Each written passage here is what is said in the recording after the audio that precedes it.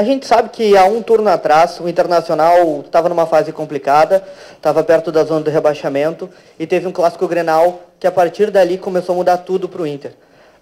O que tu pode falar deste Inter um turno depois, e qual as diferenças do Inter que enfrentou aquele clássico na Arena, empatou em 0-0, do Inter que vai enfrentar o Grêmio no Beira-Rio neste domingo? Primeiro que eu acho engraçado que isso aconteceu realmente, tu tens toda a razão, que na quarta rodada o time do Inter estava na zona de rebaixamento. Se falava num campeonato com 38 rodadas, sendo a quarta rodada jogada, sendo que a gente ganhou a primeira. E ia jogar a rodada depois de todos na segunda-feira, né?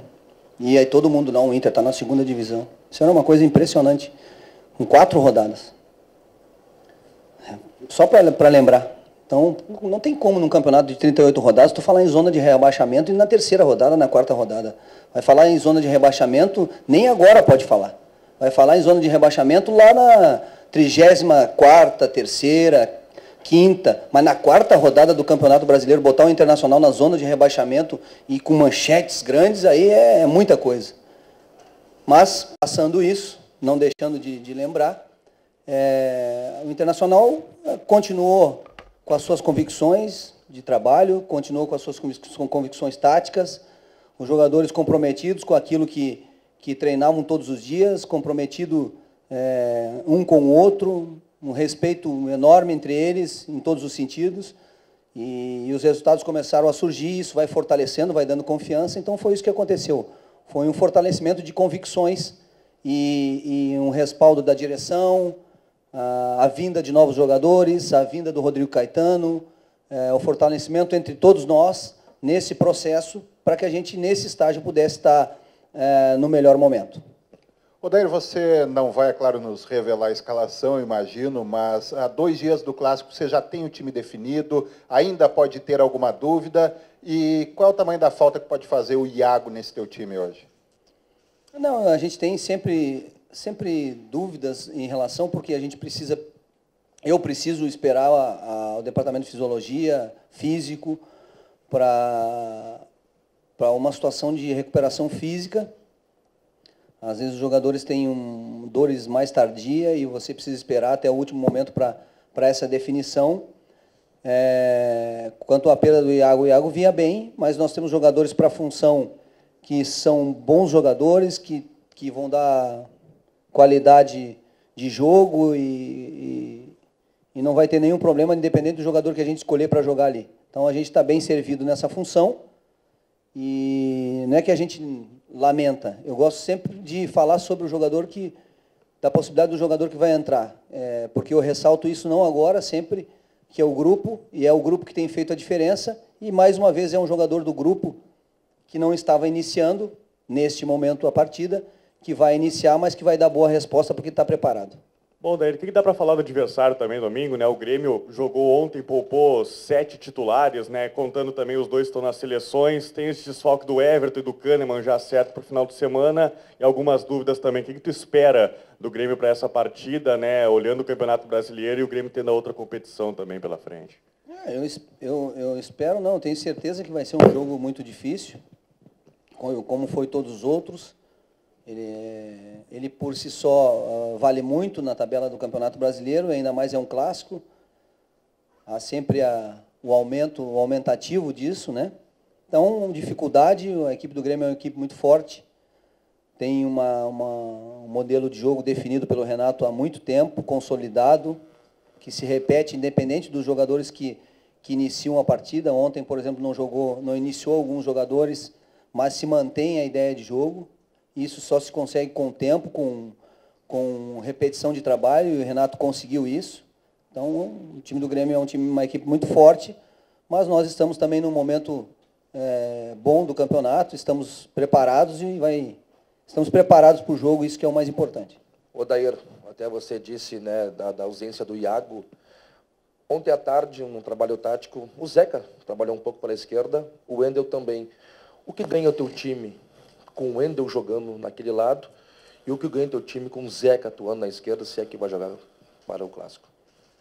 Não, são jogadores, primeiro que o Zeca é destro, né? Então, é uma característica totalmente diferente. O Zeca, por exemplo, quando jogava no Santos na lateral esquerda, ele fazia um jogo com a equipe do Santos, dentro da ideia de jogo do Santos, um jogo mais apoiado, mais de aproximação, mais de tabelas, mais de jogo curto.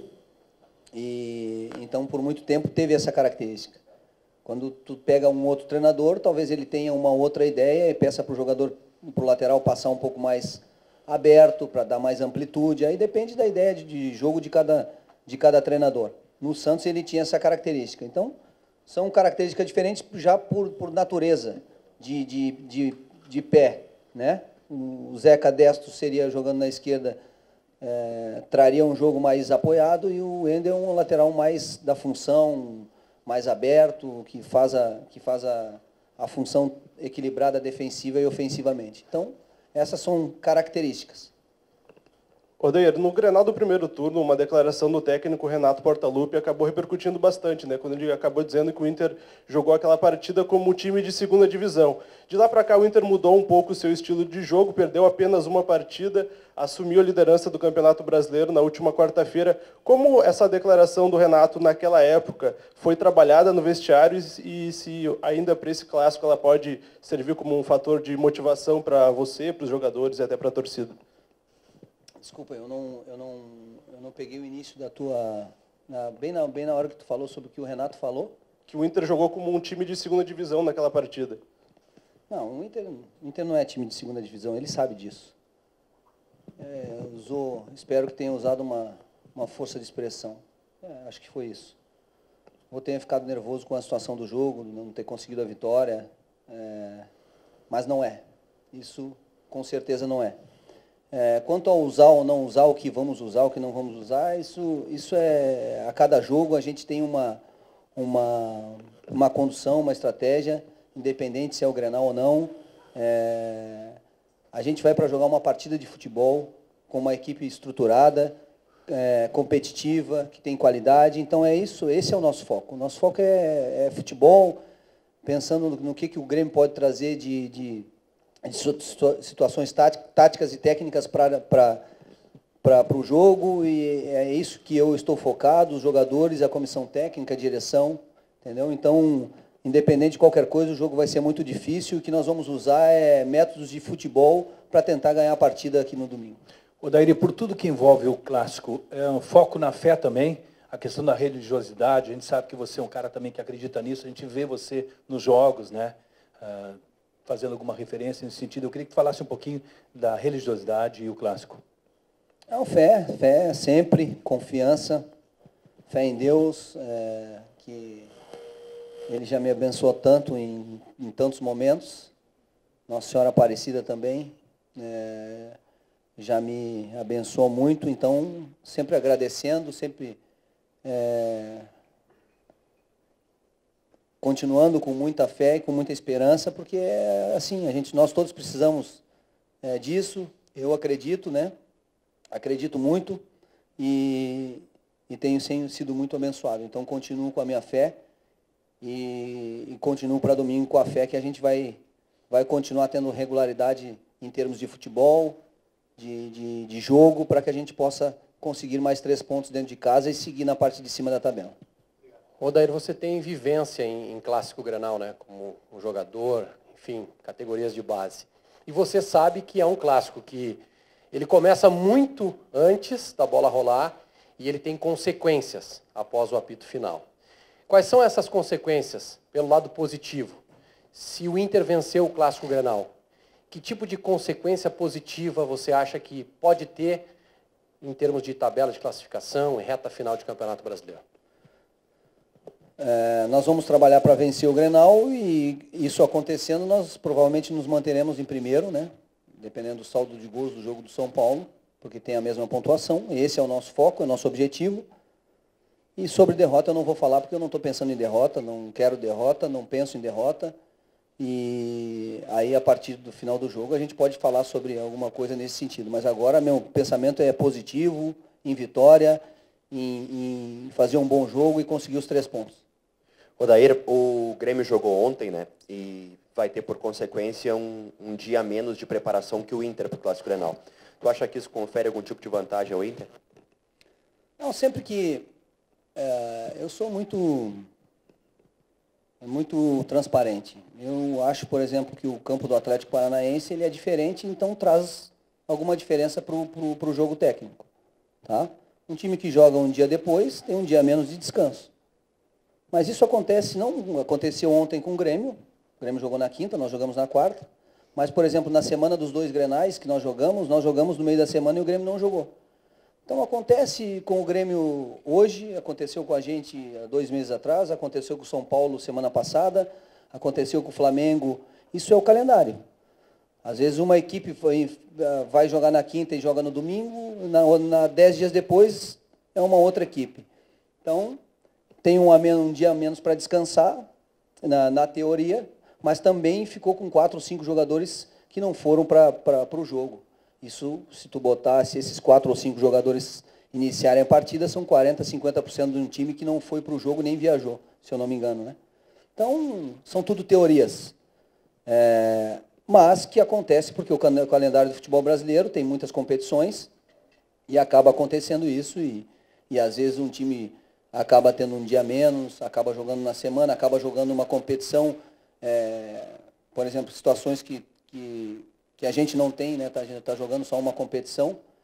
Eu gostaria de estar disputando as 3 competições e o meu foco e o nosso trabalho aqui no Internacional é para que o próximo ano o Internacional dispute 3, 4 competições, as fases finais das competições, para que a gente possa usar o grupo, para que a gente possa dar rodagem para jogadores, botar todo mundo para jogar. Quanto mais jogador joga, mais ele está preparado para receber oportunidades, entendeu?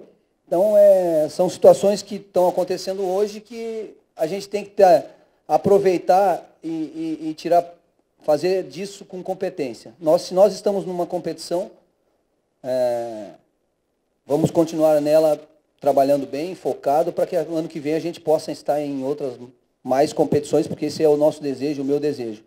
E isso, aí você me diz, tá, mas isso é uma desvantagem? A gente tem as desvantagens e as vantagens sobre o descansar, mas também tem a possibilidade de tu ver outros jogadores, dar oportunidade a outros jogadores, os jogadores rodarem, e quando surgir a oportunidade de esse jogador jogar, ele está com minutagem de jogo, está jogado, está bem. Então, são situações que eu acho que dentro do futebol brasileiro acabam se equilibrando, essas diferenças, no final das contas, acabam se equilibrando, como os erros de arbitragem.